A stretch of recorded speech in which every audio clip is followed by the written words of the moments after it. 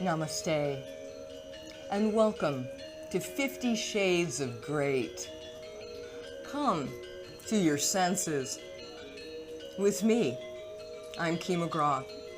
I'm a doctor of health theology, and as such, I am thrilled to present you with these 50 tools with which you can utilize your senses to bring yourself evermore to your own particular greatness. In this way, healthcare professionals might also be able to utilize these tools in working with your clients as well as your students. You are welcome to continuing education hours for your time spent here, and for those healthcare professionals who are interested in receiving a certificate of completion for the efforts that you're about to make, stay tuned for further details online. Divinity, sight.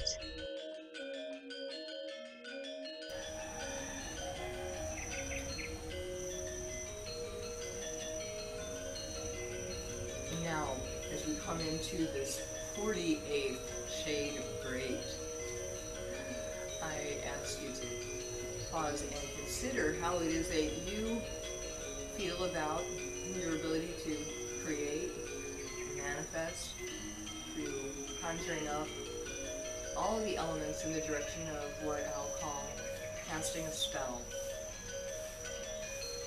It is in this way we know that through all times, indigenous peoples have found a way symbolically to work magic. It's the case here in Bali that the ritual use of flowers and candles and incense are something that are completely a component of time spent at the temple. It is as we engage in symbolic acts of making offerings and making our prayers known through using symbols for our particular wishes and desires that we are communicating in an ancient language that has been viable through all times and through all peoples. It is in this way that there's lots of space and room for variability as you consider ways in which you might symbolically represent the four elements. Here on my tray, I bring through some very familiar tools that we've worked with before, and as such, this might stimulate your thought process about how it is you might consider initially symbolically representing the earth, and with it, the sense of smell. And as such, lighting an incense stick certainly is one way that we might begin to represent the earth as an element, and with it, its sense of smell that we experience in our own beings. So as I light and then relight to make sure I've got a good amount of incense burning, then I'll simply try to place it in the burner that's not always perfect for holding it upright. And having a little challenge there, I'll simply place the incense on the incense catcher when the ashes start to fall in this little ashtray. Now with it, we will consider symbolically representing the second chakra and its water element through a use of just a little bit of the tea that remains from my tea ceremony earlier, or simply using clean water in any vessel is a way to represent the second chakra and with it the water element. Now as we consider fire and the fire element, we make use of the candle, and as such the candle could rightly be placed right here along the tray so that all of the elements are working here together.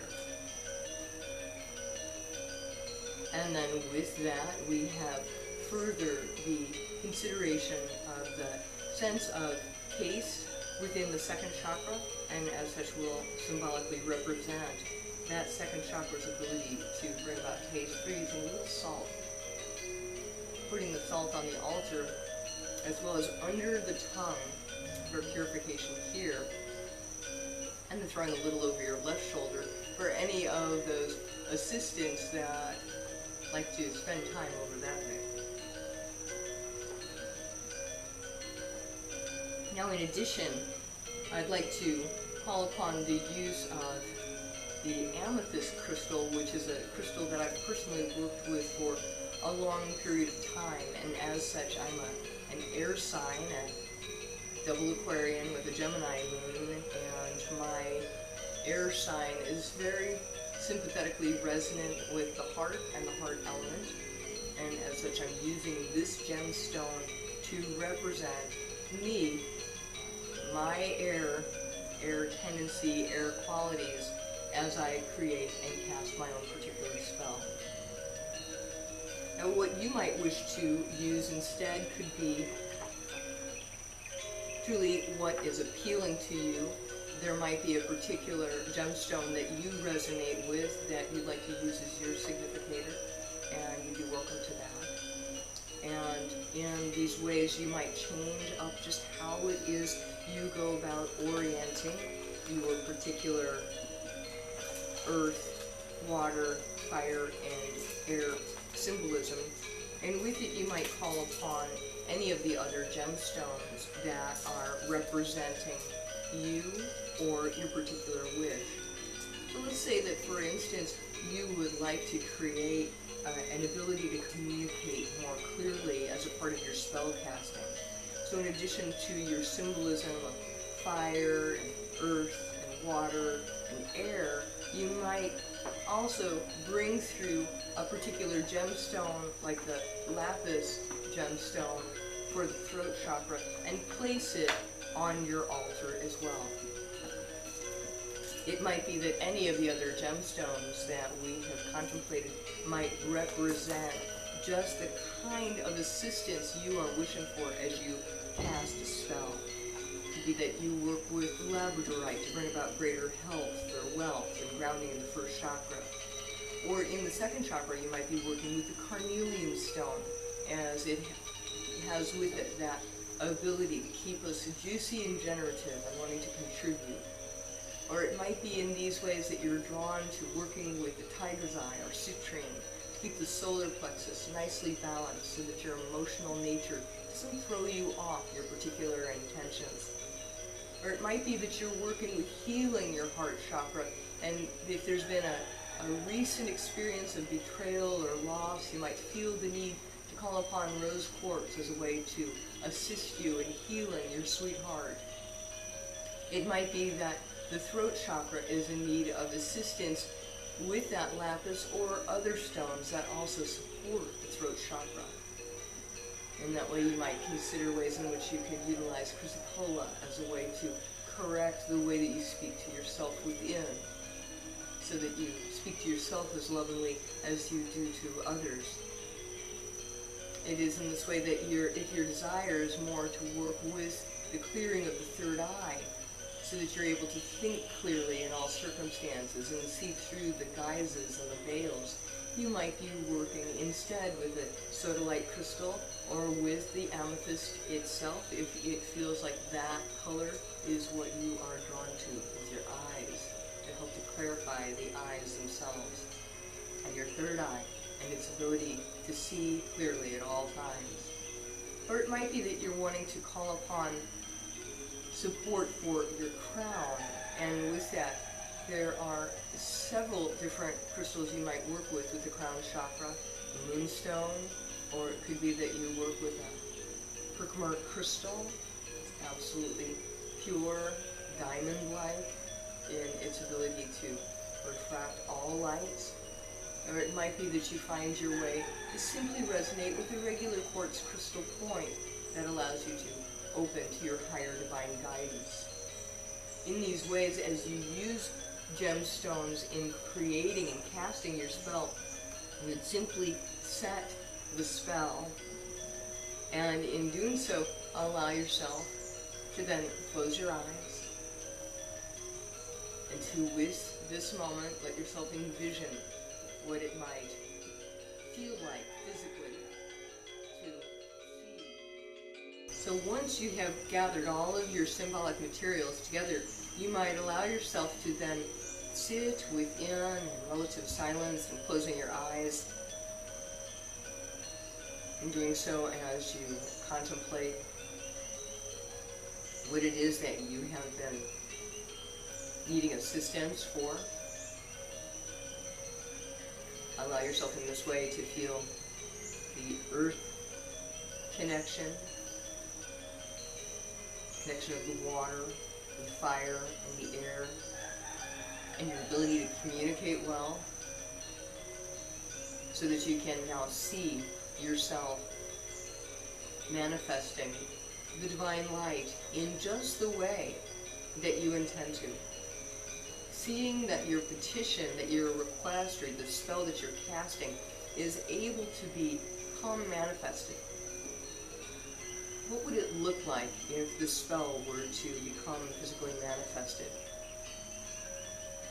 What might it sound like, or what might you sound like when this spell has been completely manifested? What might it smell like, or taste like, to have this particular spell manifested? And perhaps most importantly, what might it completely feel like in your body, in your being, for your spell to be manifested? Now, the more you're able to allow yourself to sit into the feeling of how wonderful it will be for you to have evidence that you are working in a co-creative alliance with the Divine One, will be tremendously uplifting and help you to build your confidence about your own ability to create exactly what you've come here to the planet to do and to be. To co-create in this way is what brings us here and what makes this planet unique and interesting to all others. This is where it is happening right now in the universe, from what I understand. This planet is the place where we are able to work and utilize our free will in concert with divine guidance to co-creatively manifest our truest and highest dreams. It is in these ways, as we take the time to tangibly bring forward our desires by representing them with the earth, air, fire, and water that we have cast on our altar, and then our sitting in the presence of our truest desire, as if the prayers had been met, as if the spell had been completely able to manifest on the planet. Now, in this way, you might utilize the journal writing that we worked with in the 47th shade of Great. And now, as we are in the 48th shade of Great, we can build upon what we've already done. You could literally take your journal writing at the place where you began with your gratitude, your repentance, and your petition for what your particular requests are, as well as your invocation of the energies to support you and your communion with such.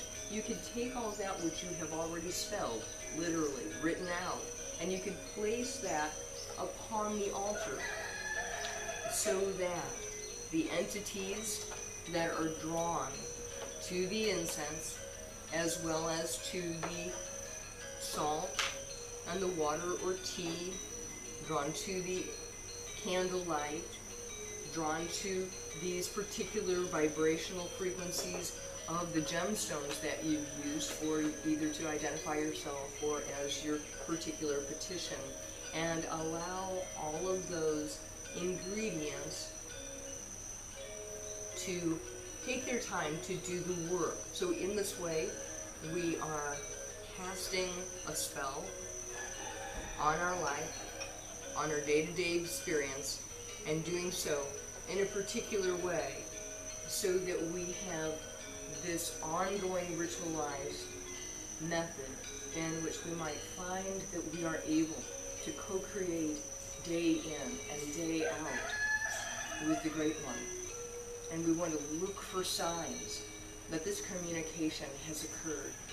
It's in this way that we can joyously go about our day, then sniffing out evidence that this communication is taking place, looking for little signs, little clues, little cues that let us know that beyond the shadow of a doubt, the Great One is with us, working upon us, supporting us, and manifesting truly what it would like to have occur on the planet, and doing so in just the right way, making use of your particular unique skills and gifts. So mote it be, which is my expression of absolutely, may it be manifest. May it come to pass in just exactly the way that you intend to.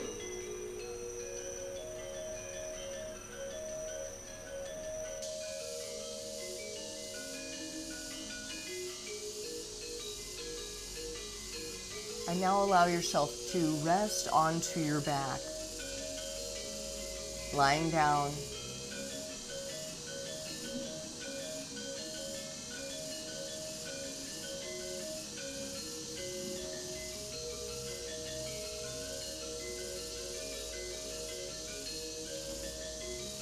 And you're welcome to stay as long as it's right for you, so that you might integrate the energy that's been freed up from the use of this one particular tool. And once you've concluded, allow yourself to come back up into the vertical position. Pause to notice the changes that have taken place in your body, mind, and spirit. And as you do so, join me as we offer our voices in gratitude to the path. Inhaling.